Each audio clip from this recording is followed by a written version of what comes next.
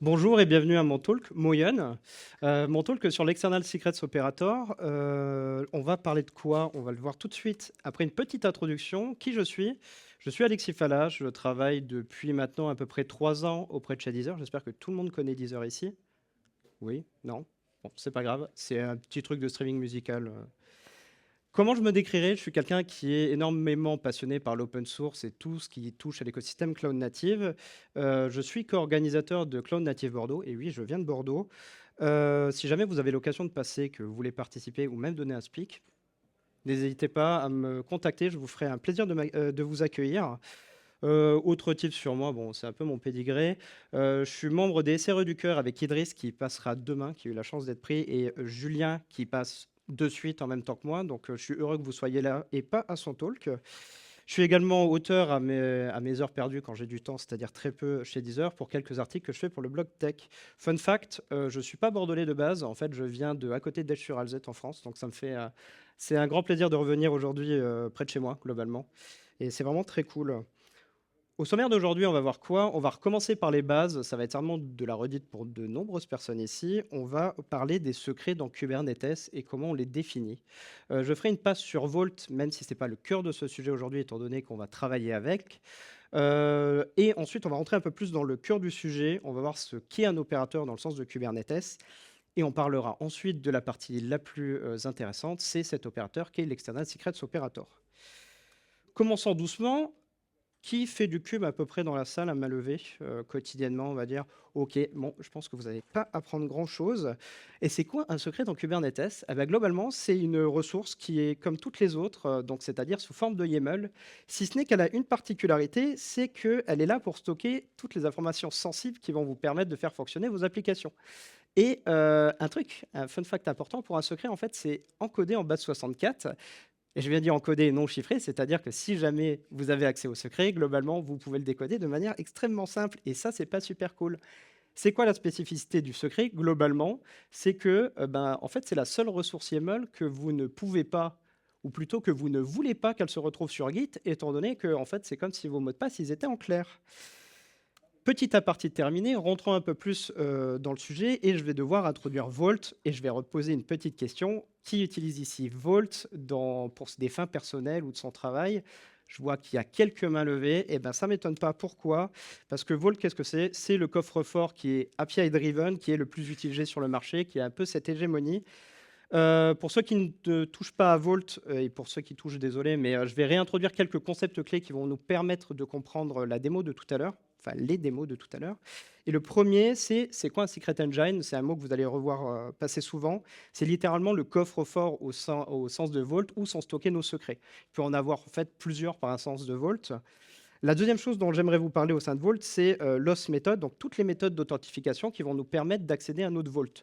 Il y en a plein qui sont supportés, notamment la plus connue, c'est via token. Vous pouvez connecter carrément votre SSO directement à Vault. Et celle qui nous intéresse aujourd'hui, en fait, ça va être une authentification Kubernetes qui va nous permettre de connecter notre cluster directement à notre Vault. Une autre notion très importante, je vais parler de pass, donc de chemin, ce qui fait sens étant donné que ça se veut API-driven. C'est en gros les chemins d'accès. En fait, chaque ressource va être écrite sous la forme d'un chemin d'accès dans Vault, que ce soit vos secrets, vos authentifications ou toutes vos configurations. On le verra de tout à l'heure. Et enfin, la dernière notion hyper importante, c'est celle de policies. Les policies, c'est quoi au sens de Vault? C'est un ensemble de règles qui vont donner l'accès sur vos passes justement de Vault et donc globalement donner de l'accès ou non à des secrets. Comment ça marche Vault? Il y a 4 points à retenir. Globalement, la première étape pour aller chercher un secret dans Vault, ça va être l'authentification, c'est-à-dire qu'on va voir si on a le droit de s'y connecter. Une fois qu'on est validé dessus, globalement, Vault va voir vis-à-vis de notre requête si on a l'autorisation cette fois-ci d'aller chercher un secret. Et si c'est le cas, on a toutes les autorisations grâce aux policies, on y aura accès. Qui plus est, pourquoi Vault est aussi populaire? Je dirais que donc, vous avez une CLI qui vous permet d'interagir avec, c'est cool, mais vous avez aussi une UI qui est très très bien fournie, qui est très populaire, qui vous permet de tout gérer sous forme de clics. Et ça, tout le monde apprécie, notamment les développeurs. Et c'est pour ça qu'aujourd'hui, je pense que Vault est aussi populaire. Si je vous parle de Vault, je suis obligé de parler de quelque chose de super important. étant donné que je me dis pro open source, je suis obligé de le dire, c'est la Business Source License. Donc pour ceux qui utilisent Vault ou des produits d'HashiCorp, je pense que vous êtes au courant. Il y a bientôt 2 ans, il y a eu un petit retour en arrière d'HashiCorp qui a décidé de changer ses licences open source vers des licences qui se veulent Business Source License, et c'est-à-dire, globalement, c'est merci d'avoir contribué à nos projets, que ce soit Terraform, Vault ou tous les autres. Merci pour votre code, mais désormais, en fait, on va changer la licence et plus de contribution open source, c'est à nous. Qui plus est, j'ai encore plus mal à mon open source. Pourquoi? Parce qu'il y a à peu près 1 an de ça, on a eu un bon gros rachat pour la modique somme de 6,4 milliards de dollars par la part d'IBM pour HashiCorp, ce qui fait qu'aujourd'hui, on ne peut plus considérer Vault comme un acteur de l'open source. C'est pas grave, il faut savoir qu'il s'est passé quelque chose, la communauté a vivement réagi à ça, et globalement, la plupart des projets, enfin les plus importants, désolé pour ceux qui utilisent Consul et qui voulaient une solution open source, ça n'a pas été back. Mais globalement, si vous avez Terraform, vous avez son équivalent qui est aujourd'hui OpenTofu, qui est assez populaire maintenant. Et ben Vault, il y a la même solution et c'est OpenBAO. Et globalement, vous allez me dire, est-ce qu'il y a vraiment des diffs entre les solutions? Eh ben, on va faire un petit jeu, hein, une dizaine de secondes. Vous allez me dire si là, via l'UI, vous voyez vraiment un truc. Je vais être honnête, j'en ai mis 7 pour le principe, je suis pas sûr d'en trouver 7. Il y a le dashboard qui est un peu différent et le client count. Globalement, bah, je pense qu'on s'y retrouve, à savoir que l'UI était en bêta il y a encore quelques mois et maintenant elle est livrée et je suis tombé dessus, j'étais là en mode OK, bon, c'est intéressant. Bon, aparté terminé sur Vault, rentrons dans le cœur du sujet d'aujourd'hui. On va voir tout d'abord c'est quoi un opérateur dans le sens de Kubernetes. Eh ben, globalement, un opérateur, c'est quoi? Ça va être en fait des extensions de votre API Kubernetes, donc de votre control plane, qui va vous permettre de manager des applications via l'utilisation d'une Custom Resource Definition, qui va être associée à un contrôleur qui, lui, est une application qui va tourner au sein de votre cluster. Globalement, ça se base sur quoi? Bah, comme n'importe quelle ressource cube, ça se base sur la notion de control loop. Globalement, vous avez une ressource qui est créée. Ce qui va se passer, c'est qu'on va observer son état. Si on remarque qu'il y a des différences, on va essayer de concilier la différence pour que, en fait, on va concilier l'état. Et une fois que celui-ci est concilié, on recontinue d'observer jusqu'à avoir une différence, etc., etc. L'idée derrière l'opérateur, c'est que ça peut vous gérer des composants internes ou externes à votre cluster. Il y en existe une très très grande variété. Je pense que le plus connu, c'est le Cert Manager que vous utilisez peut-être et qui vous permet de gérer vos certificats TLS. Mais vous avez des trucs qui sont vachement plus edge. Je ne sais pas si certains d'entre vous ont utilisé déjà du DB as a Service sur Cube. Mais vous avez par exemple le CNPG, donc Cloud Native Postgre, qui vous permet carrément de déployer des clusters des DB entières Postgre et faire des actions dessus. C'est assez bien fourni et c'est certainement l'opérateur de DB le plus intéressant pour le moment. Globalement, vous êtes à la recherche d'un opérateur. Je pense que vous allez trouver votre bonheur sur l'opérateur Hub. Ça doit couvrir à peu près 90% des besoins que vous aurez parce que si vous avez l'idée de faire un opérateur, il y a fort probabilité que quelqu'un a déjà eu l'idée. N'hésitez pas à y aller. Et si jamais vous n'avez pas un opérateur qui est déjà livré à vous, moi, ce que je vous invite à faire, c'est d'écrire vos propres opérateurs et bien sûr de les rendre open source à la communauté pour qu'ils puissent vous aider à y contribuer. Et comment ça s'écrit un opérateur? Globalement, en fait, c'est devenu extrêmement simple. Alors, extrêmement, c'est peut-être un mot un peu fort, mais ça s'est vachement simplifié. Pourquoi? Parce qu'aujourd'hui, on a beaucoup de frameworks qui ont été créés justement pour la création des opérateurs. Je vous ai mis les 3 les plus célèbres, l'opérateur framework, le Kube Builder et le Kubernetes Operator Framework. Les 2 premiers sont en Go et le 3e est en Python, il me semble. Tout ça pour dire qu'aujourd'hui, vous pouvez avoir un framework, peu importe le langage que vous aimez. Si jamais il y a des aficionados de Rust dans la salle, vous avez également un framework pour Rust. Et globalement, qu'est-ce qu'on attend d'un opérateur? Il faut savoir que tous les opérateurs ne se valent pas vraiment. Pour dire que c'est un opérateur, donc là, c'est la petite courbe qui nous est donnée par l'opérateur framework. Globalement, ce qu'on va attendre d'un opérateur pour que ce soit considéré tel quel, c'est qu'on va attendre une installation basique avec une application qui se provisionne et se manage automatiquement. Et vous avez 10 différents degrés de maturité jusqu'au dernier niveau qui se veut un peu autopilote, la Rolls-Royce de l'opérateur, où là, vous allez avoir du scaling horizontal vertical, de la configuration automatique, de la détection d'anomalies. Bref, le mode un peu auto, la Tesla, je ne devrais pas dire Tesla, le mode automatique de l'opérateur. OK. Et c'est quoi l'idée derrière les opérateurs? Ça, c'est une petite réflexion personnelle un peu philosophique derrière le platform engineering. Globalement, aujourd'hui, il y a plein de choses qui se sont intégrées dans Kubernetes. Ce n'est pas qu'une plateforme pour orchestrer vos conteneurs, mais ça peut être un orchestrateur carrément d'infrastructure. Et globalement, je dirais que si ça ne tourne pas dans Kube, globalement, ça peut toujours être géré via Kube. Et c'est ça la force des opérateurs. Bref à part, alors, c'est pas le sujet d'aujourd'hui, mais je vais en parler. Pourquoi j'ai fait ce talk aujourd'hui avec l'External Secret Operator? Il faut que je revienne sur un autre opérateur. Il y a moins d'une année de ça, en fait, globalement, je faisais presque le même talk que vous pourrez trouver sur mon GitHub avec le Vault Secret Operator. Pourquoi? Parce qu'à l'époque, en fait, j'utilisais que Vault dans mon contexte professionnel. J'ai trouvé l'opérateur qui me semblait, enfin, le premier que j'ai trouvé, et j'utilisais le Vault Secret qui est fait littéralement pour Vault. Sauf qu'en fait, honnêtement, j'ai été un peu dupé parce que un autre opérateur fut créé, et cet opérateur, c'est lequel? C'est l'External Secrets Operator. Et globalement, c'est un opérateur pour les gouverner tous et dans la lumière, du coup, les lier. Pourquoi? Parce qu'en fait, il ne marche pas qu'avec Vault. C'est un opérateur qui est totalement open source, dont l'idée première, c'est de synchroniser vos secrets qui sont contenus dans n'importe Secret Engine, donc notamment Vault, mais ça marche aussi avec les secret managers de vos cloud providers préférés, et les lier avec des secrets Kubernetes.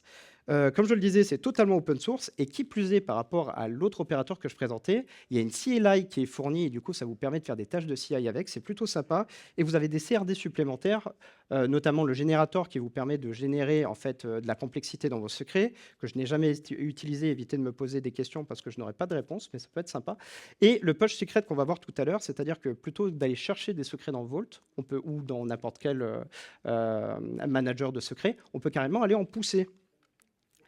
Et donc, comment ça se déploie? Je dirais que la méthode la plus simple aujourd'hui, c'est d'utiliser Helm. Ça s'installe comme n'importe quelle application. Il n'y a pas grand-chose à custom. Vous avez un values, mais globalement, comme c'est un opérateur qui est très mature, il n'y a pas vraiment grand-chose à, on le verra tout à l'heure, à renseigner dans la configuration.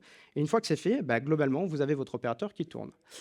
OK, on va rentrer cette fois-ci dans le cœur du sujet. C'est bien beau la partie théorique. On va faire un peu de pratique. Donc, je vais vous montrer les étapes pour faire marcher l'opérateur dans un contexte Kubernetes avec un Vault.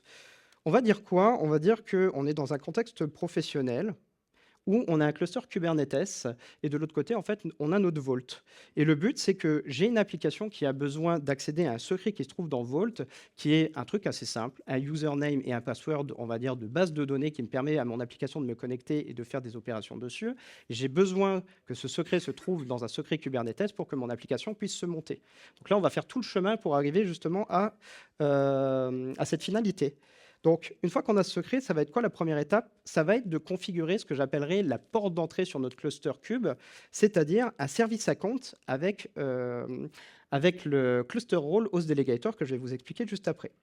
Comment on crée un service account? Comme je sais qu'il y a beaucoup de gens qui font du Kube, c'est du YAML. Donc, on crée basiquement un service account dans un namespace où on a envie.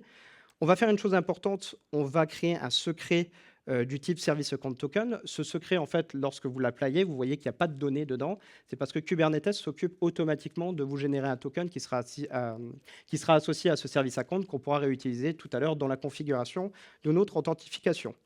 Et la troisième étape la plus importante pour ce service account, ça va être l'utilisation d'un cluster role binding.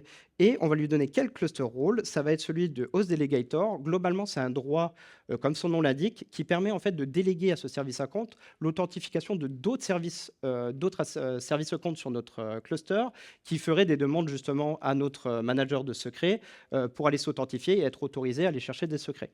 Ça paraît peut-être cryptique pour certains, vous verrez tout à l'heure, ça prendra absolument sens. OK, une fois que c'est fait, qu'est-ce qu'il nous reste à faire? Globalement, ça va être de préparer le terrain côté Vault pour pouvoir plus tard aller chercher ce secret sur Kubernetes. Et la première étape pour accéder à ce secret, ça va être de faire quoi? C'est de créer une policy qui va nous donner l'accès justement à notre secret. Et comme c'est du HashiCorp, globalement, comment ça s'écrit? Vous devez générer un fichier HCL où dedans, on décrit plusieurs choses. Le premier, c'est le pass, donc la notion de chemin. C'est un pass qui pointe vers le secret que vous voulez justement donner l'autorisation. Ce pass, il peut être absolu jusqu'à la valeur complète de votre pass, ou vous pouvez mettre un wildcard si vous avez plusieurs. Donc là, pour un découpage logique pour une application, vous avez plusieurs secrets à générer derrière. Vous pouvez mettre un wildcard qui autoriserait justement l'application d'aller chercher plusieurs secrets sur ce chemin. Les capabilities, c'est quoi? C'est un CRUD avec des verbes un peu différents parce que c'est HashiCorp. Et globalement, donc là, c'est tous les verbes que vous pouvez. Globalement, si vous avez besoin d'accéder uniquement au secret, globalement, je l'ai dit 3 fois globalement, on mettrait les verbes read et list qui vous permettraient d'aller faire du read-only sur le secret. OK, une fois que c'est fait, il nous reste à faire quoi? Ben, en fait, il nous reste à créer une authentification Kubernetes qui va à la fois avoir un lien avec la policy à travers un rôle pour accéder au secret et les paramètres de notre service account pour pouvoir dire: «OK, ce cluster, il peut s'authentifier et il a accès à tel et tel secret». Et comment ça s'écrit? Bah, en fait, c'est toujours sur cette notion de pass. Donc on va utiliser la CLI de Vault pour faire un auth enable avec le nom, en fait, de notre, authentification, ici qui sera external secrets operator. Et enfin, la dernière partie, c'est le type d'authentification qu'on veut paramétrer au niveau de notre, Vault. Dans notre cas, ce sera Kubernetes, mais on aurait très bien pu mettre token ou une autre valeur qui est supportée. Qu'est-ce qui reste à faire? Globalement, on va écrire une configuration pour cette authentification et il y a 3 paramètres très importants à lui passer. C'est le token du service account qu'on a créé précédemment, le nom de notre host Kubernetes et enfin le certificat d'autorité de notre cluster. Et avec ça, il ne nous reste plus qu'à faire une dernière chose, c'est de créer un rôle. Ici, ça, on va prendre default parce qu'on ne va pas prendre trop de risques. Et il y a 3 paramètres à lui passer. La première, c'est les policies qu'on lui associe. Il peut en avoir une ou plusieurs. Et surtout, le ou les services à compte qui ont le droit d'accéder à ce rôle, et donc aux policies qui sont derrière, plus tous les namespaces sur lesquels en fait on a le droit de s'y connecter. Globalement, dans notre cas, on va dire que l'application que je dois déployer, elle s'appelle MyApp, qui se trouve dans un namespace MyApp parce que c'est ultra original, et j'ai un seul service au compte qui va aller récupérer tout ça. Ce qu'on aurait très bien pu faire, c'est mettre un wildcard pour les namespaces pour autoriser n'importe quel service à compte qui s'appellerait MyApp ou au hasard default, comme vous le savez, quand vous créez un namespace, vous avez un service account qui s'appelle default dessus. On aurait pu faire un petit trick en disant le service account c'est default et les namespace c'est étoile. Comme ça, j'aurais été sûr de pouvoir le récupérer d'à peu près partout. Mais on va quand même respecter un peu une convention un peu logique. Donc là, on va le restreindre à mon application, enfin préparer le terrain pour mon application qui s'appellera MyApp. OK, c'est fait.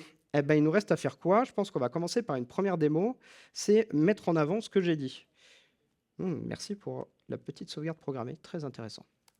Et on va faire quoi? On va créer un namespace pour tout ça. Alors, je vous montre un truc pour montrer que je ne monte pas. Ma démo, elle tourne sur quoi?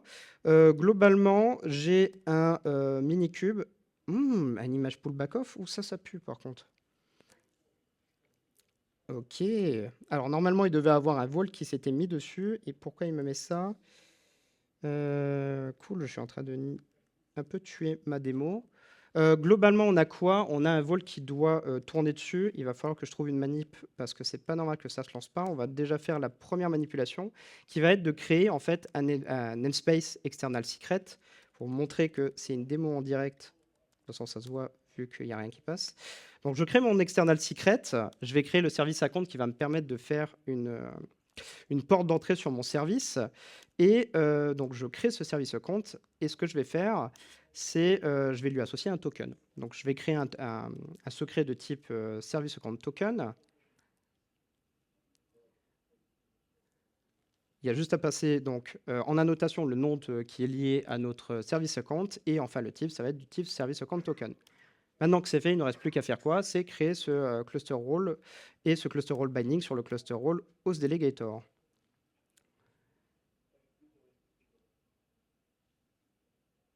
Et hop, c'est terminé. Donc là, en fait, on a fait toute la partie qui était nécessaire pour créer notre service account. Alors là, comme j'ai un petit souci, je verrai ça tout à l'heure. Je ne vais pas couper ma démo. On va faire ça d'une seule traite et j'essaierai de fixer ça vers la fin. J'espère que ça va marcher. Je changerai peut-être de connexion, je vais voir. Bref, OK. On est tout bon pour cette partie-là. Il ne reste plus qu'à faire quoi une fois qu'on a fait ça? Ce sera d'utiliser tout à l'heure l'external secret operator. Et globalement, c'est quoi la première CRD qui nous intéresse ici? C'est le Secret Store.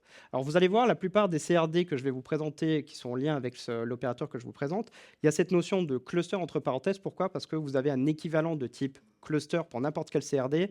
Globalement, tout ce qui n'est pas cluster, c'est à l'échelle d'un namespace. Vous le déployez dans un namespace. Tout ce qui est cluster peut être reach depuis tout le cluster. Assez logique. Et le Secret Store, c'est quoi son rôle? Ça va être d'être la porte d'entrée pour notre opérateur à nous connecter à notre Vault. Donc pour ça, on renseigne plusieurs champs, comme on va le voir juste après, pour nous connecter au Vault et faire référence à service account. Globalement, ça ressemble, comme c'est une CRD, à du YAML, parce qu'on est tous YAML engineers dans la salle. Et on va lui passer déjà une chose importante, c'est que vous voyez qu'il y a une notion de provider. En fait, cette CRD, vous lui dites quel provider sur quel secret manager vous voulez aller taper. Là, globalement, nous, dans notre cas, c'est Vault, mais vous avez la même chose pour AWS, vous avez la même chose pour GCP, IBM, Pulumi. Et vous avez des champs qui sont spécifiques à votre provider à renseigner pour voir si ça marche. On commence par l'adresse où on a envie d'aller. Le pass, ça va être le nom du secret engine où on fait référence. La version, c'est la version du secret engine. Globalement, c'est V2 à peu près tout le temps. Et ensuite, on lui passe les paramètres d'authentification. On lui précise, dans notre cas, que c'est Kubernetes et on lui donne toutes les informations qui sont nécessaires pour marcher. Globalement, le nom de notre temps de Kubernetes qu'on a créé tout à l'heure, donc il sera External Secret Operator. Le rôle, ici, ce sera Default. Et enfin, le service à compte utilisé, ce sera MyApp. Une fois que ça c'est fait et que ça marche, globalement, il ne nous reste plus qu'à faire quoi? C'est d'utiliser nos CRD pour aller justement faire des actions sur le Vault. Et la première et certainement la plus intéressante d'aujourd'hui, c'est quoi? C'est l'external secret. Et globalement, il fait quoi l'external secret? Eh ben, il va utiliser un secret store pour accéder au secret. Et une fois qu'il aura accédé au secret, il va aller le synchroniser dans un secret Kubernetes. Ça ressemble à ça, globalement. On va essayer de détailler quelques champs qui sont liés à l'external secret. Le premier, c'est la deletion policy. C'est dans la même idée que vos PVC. Quand vous avez du storage, vous pouvez lui dire, si jamais mon PVC il disparaît, je détruis aussi le PV derrière. C'est dans la même idée. L'external secret, vu que c'est lui qui crée le secret, vous pouvez lui dire que le secret disparaît qu'en même temps qu'on supprime l'external secret. Ou alors, on peut avoir des politiques de retains et de merge pour avoir des ressources dites orphelines. Le reference interval, c'est quoi? C'est en gros, il y a une boucle de conciliation qui est faite par l'opérateur. Vous pouvez la paramétrer pour lui dire tous les combien de temps vous allez regarder si la valeur dans votre source de vérité qui est Vault, dans notre cas, voir tous les combien de temps on va voir si elle a changé. On fait un secret store ref parce qu'il nous faut forcément l'utilisation d'un secret store pour pouvoir nous connecter à notre Vault. Et enfin, on a la target. Donc la target, ça va être le nom du secret Kubernetes qu'on va créer avec les valeurs qu'on a été récupérées. Et le data from, ça va être la valeur du pass, là où il y a nos secrets. On le verra tout à l'heure. Un truc que j'ai pas mis, il faut savoir qu'il y a une notion de template. C'est-à-dire que l'external secret, il ne va pas chercher juste bêtement toutes les clés valeurs que vous trouvez sur un chemin, il les met dans un secret Kubernetes. Ce que vous pouvez faire, c'est faire du templating pour les remettre en forme. Par exemple, je ne sais pas, un ingénieur a stocké un user égale quelque chose, sauf que votre application a besoin d'un username pour monter le secret. Et bien, en fait, vous pouvez les remettre en forme très facilement avec cette notion de template. OK, c'est super. Donc là, déjà, on est quand même à quelque chose qui serait équivalent au Vault Secret Operator. Sauf qu'il y a des CRD supplémentaires, je vais vous en présenter une deuxième aujourd'hui, si tout marche. C'est le Push Secret. Et comme vous l'avez demandé, on va faire le chemin inverse. Globalement, on va aller récupérer un secret Kubernetes pour pouvoir, en utilisant un Secret Store, pour pouvoir faire l'inverse, c'est-à-dire écrire un secret dans Vault. OK, trop bien. Et comme vous pouvez le voir, la CRD est très similaire à l'external secret. Donc globalement, vous avez les mêmes notions de deletion policy, refresh interval. On fait aussi un secret store ref. Cette fois-ci, on a un selector pour dire quel secret Kubernetes on va lire. Donc quelle est notre cible, quelle est notre source, pardon, où est-ce qu'on va les lire nos clés valeurs. Et enfin, la cible, ce sera dans le data match remote ref remote key. Et le remote key, c'est le pass où vous allez écrire dans Vault. Et ben voilà, on a un schéma final qui est super bien. Et du coup, bah, il ne nous reste plus qu'à le mettre en place en espérant que j'arrive à fixer justement ma connexion. Tac, on va éteindre ça. On va faire quoi? On va faire un Helm. Pouf. Je suis en train de spoiler ma surprise en plus, c'est génial. Tac. Allez, dis-moi que ça marche. Pouf. On croise les doigts. Ça devrait être assez rapide. Donc, globalement, ce que je déploie là, c'est un Vault qui est en mode dev.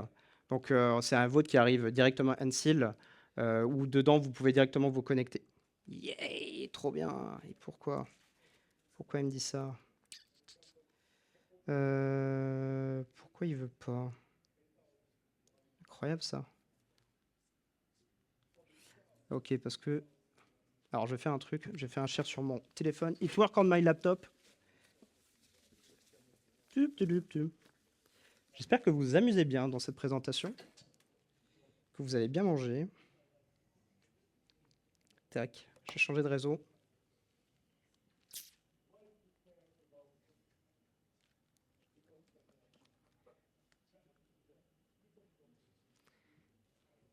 C'est ouf, hein, cette démo, je l'ai fait un paquet de fois. Oui, je viens de Bordeaux, donc ma connexion s'appelle pain au chocolat pour embêter les Bordelais. Bon, genre d'humour. Ok, hop, tac, tac, hop, hop, hop. Allez, pouf. Moi, j'y crois. Ce qui est bien, c'est que je me fais spoil ma super surprise, quoi. C'est incroyable.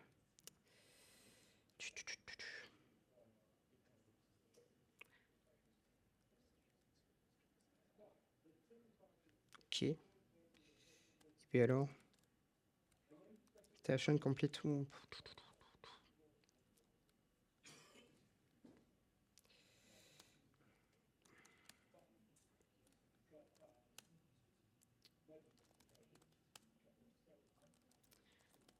Bon, je suis censé combler les vides, et normalement, ça aurait pas dû se passer. Je dois parler à peu près tout le temps, mais bien sûr, les dieux de la démo ne sont pas avec moi aujourd'hui. Hop, hop.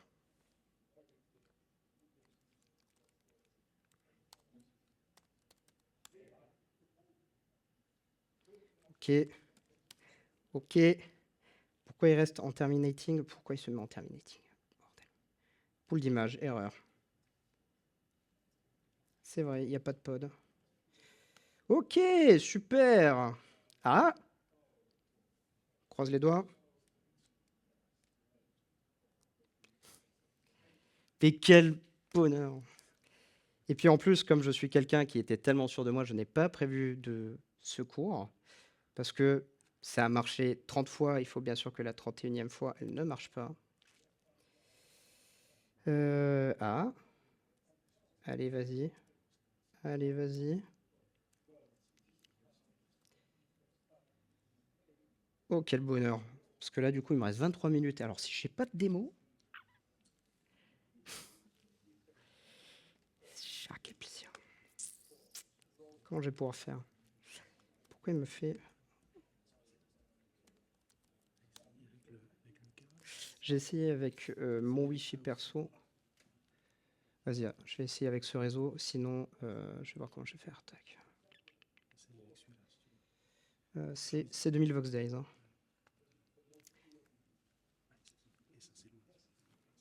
Ok, très bien. En plus, j'ai un petit coup de stress, donc vous me voyez transpirer comme pas possible. Tu m'étonnes.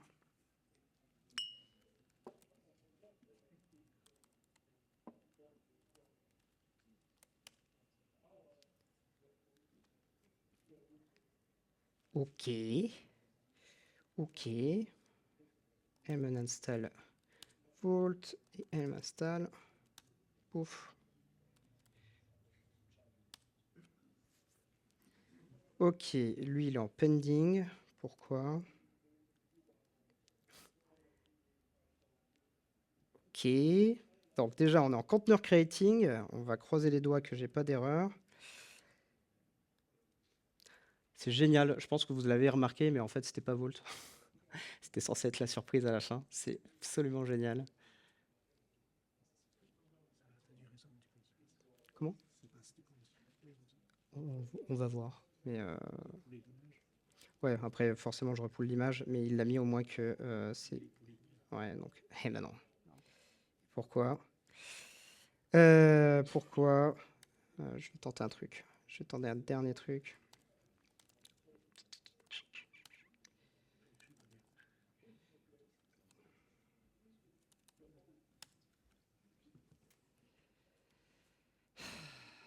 Damn. Spoiler, c'est pas Vault.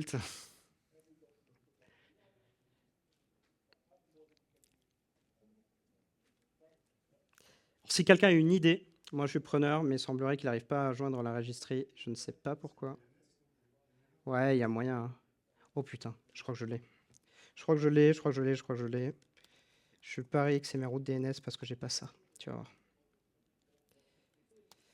Regarde, je fais ça, je fais Helmet install. Regarde, regarde. En plus, je le savais. Hein.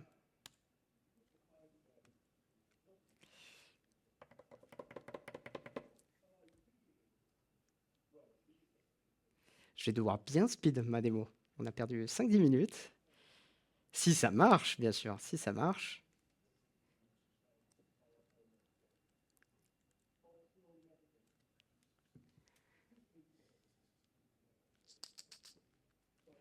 Il fait chaud aujourd'hui, hein. Bref, il va falloir que je comble un peu les vides. Donc globalement, c'est quoi l'idée? On va continuer en attendant, en espérant que ça se monte. Donc, on va reprendre là où on en était. J'ai perdu un peu trop de temps.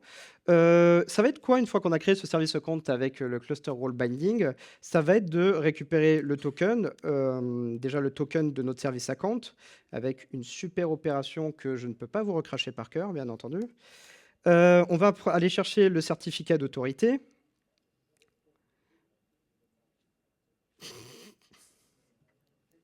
Chais. Karma. Et on va aller chercher Lost Kubernetes. Super. Alors, c'est horrible, c'est vraiment horrible, mais je l'apprendrai pour la prochaine fois. Ce sera de préparer une vidéo en secours et d'être trop sûr de soi. Ça fait un peu ça. Comme j'ai dit, ça fait un peu karma, quoi. Je vais tenter une dernière fois sur mon réseau perso. Surtout que mes rôles. Tac.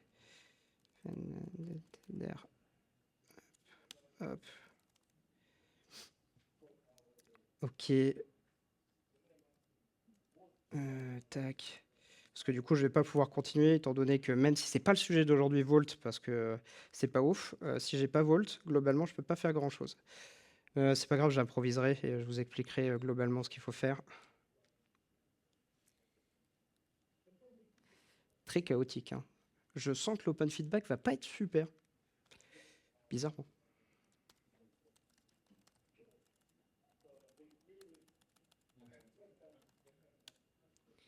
Et on recommence.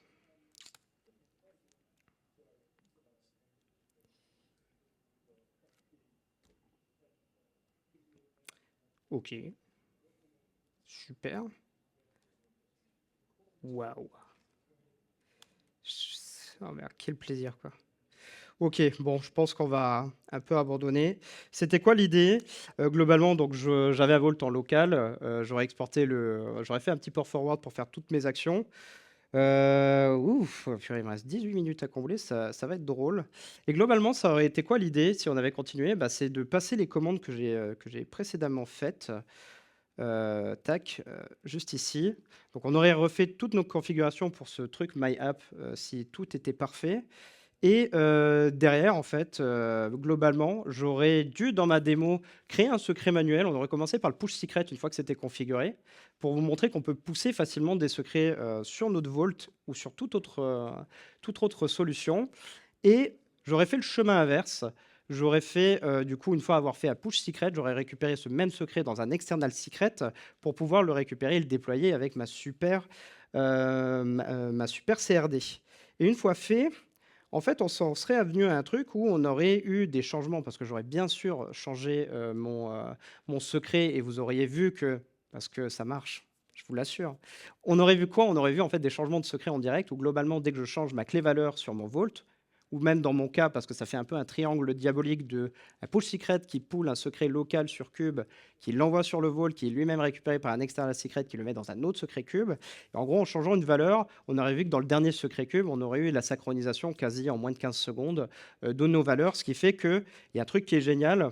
En fait, les CRD que j'ai présentés, external secret, ce genre de choses, les secrets, vous ne pouvez pas les mettre sur Git. C'est pas possible parce que vous avez des clés valeurs qui sont sensibles. Même si vous les mettez en base 64, ben c'est pas ouf. Tandis que les CRD, external secret, ce genre de choses, vous pouvez largement les mettre sur Git parce que tout ce que vous faites référence, c'est littéralement un passe vers un chemin. Et ça, au moins, c'est ça l'avantage des CRD de mon petit opérateur.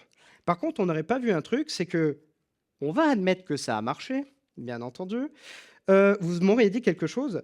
Ok, Alexis, c'est super cool que ton secret y roll, mais en fait, ben, mon app, elle le fait pas. Eh ben oui, le problème, c'est qu'il faut recharger la configuration dans l'app, donc soit à travers un fichier, soit à travers un rollout restart pour aller relire le secret au moment où le pod se crée.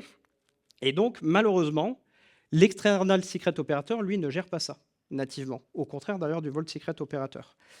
Mais c'est pas grave, parce que j'avais une solution à vous montrer. D'ailleurs, je peux repasser en slideshow, hein, je ne sais pas pourquoi je reste comme ça. Ah oui, il a tout. Il veut... On le retente hein, une dernière fois, on ne sait jamais. J'y crois. Donc, Il y a une solution à ça et c'est quoi? C'est le reloader. Ça fait un peu film nanar des années 80, un peu d'action, ce genre de truc, bref. Et c'est quoi l'idée du reloader? C'est que, en gros, on va aller venir rollout automatiquement vos déploiements et en gros, c'est un contrôleur qui, en s'aidant d'annotations qui sont directement mises dans vos déploiements, va créer une relation entre vos déploiements et vos secrets ou vos config maps. C'est-à-dire que, en fait, en mettant cette annotation que j'aurais pu vous montrer, on peut lui dire: «Attention, cette application, elle dépend de tel config map ou tel secret qui fait que si jamais ce secret ou cette config map change, automatiquement, en fait, le reloader va déclencher un rollout de votre application et du coup, bah, vous avez, sans rien faire, directement l'application qui redémarre avec les nouveaux paramètres. Il faut savoir que le reloader, il a pas mal de fonctionnalités. Vous avez un mode automatique, ce qui fait que en fait, si jamais vous faites un secret from, ce genre de choses dans la configuration de votre déploiement, le reloader est assez intelligent pour aller savoir où est-ce qu'il y a des dépendances et justement, sans que vous ayez rien à faire, surtout pour les développeurs qui doivent créer eux-mêmes leur déploiement. Globalement, il y a rien à faire, si vous suivez la nomenclature, c'est terminé. Le reloader s'occupe de tout. Vous avez des fonctionnalités de recherche basées sur des annotations et voire même plusieurs stratégies de rollout. Parce que pour faire un rollout de base, qu'est-ce qu'on fait? C'est que on fait des métadatas sur le déploiement et automatiquement Kubernetes va détecter qu'il y a eu un changement et va faire en fait un rollout. Mais si vous avez, notamment pour ceux qui utilisent Flux ou Argo CD, vous pouvez avoir une CD qui n'apprécie pas trop quand il y a des changements qui ne sont pas liés en fait à des fichiers Git, enfin qui sont gittés. Et donc en fait, vous pouvez carrément créer un pod identique avec la nouvelle valeur tout en tuant l'ancien. Bref, ça supporte pas mal de trucs et c'est trop bien. Petite ouverture, en vrai, il faut que je vous dise quelque chose d'important. L'opérateur ne va pas renforcer la sécurité de vos secrets. Pourquoi? En fait, globalement, vous avez toujours des secrets dans Kubernetes. Vous êtes toujours dépendant de valeurs encodées en base 64 dans votre cluster. Par contre, petit truc, il faut savoir que les secrets dans Kube, ils sont certes pas secrets, mais il n'empêche que pour pouvoir accéder à un secret dans Kube, il faut un niveau assez élevé au niveau de l'API pour pouvoir aller les lire. Bref, l'opérateur, il vous permet d'automatiser, de rendre globalement GitOps ready vos secrets parce que vous avez une source de vérité qui est fixée au niveau de Vault ou de n'importe quel autre provider. Et donc, vous n'avez plus rien à faire, tout est automatisé et donc moins sujet à des erreurs humaines, ce genre de choses. Si vous voulez une solution vachement plus sécure, moi, ce que je vous conseille plutôt, une autre techno que j'ai déjà utilisée, que j'ai déjà mis en prod, c'est la Joint Injector qui est valable pour Vault OpenBAO. Là, vous avez quelque chose qui est vachement plus sécure. Pourquoi? Parce que globalement, vous allez appeler dans vos déploiements, vous allez mettre des annotations qui vont aller appeler un init container puis un sidecar qui va avoir pour but, en direct au moment où vous déployez vos pods, de se connecter à Vault en temps réel, d'aller chercher le secret et de l'injecter directement dans votre conteneur, surtout pas en passant par un secret Kubernetes. Qui plus est, vous pouvez tout remettre aussi en place parce que ça supporte le console template. Et petit bémol, alors vous allez me dire: «Est-ce que c'est vraiment un bémol?»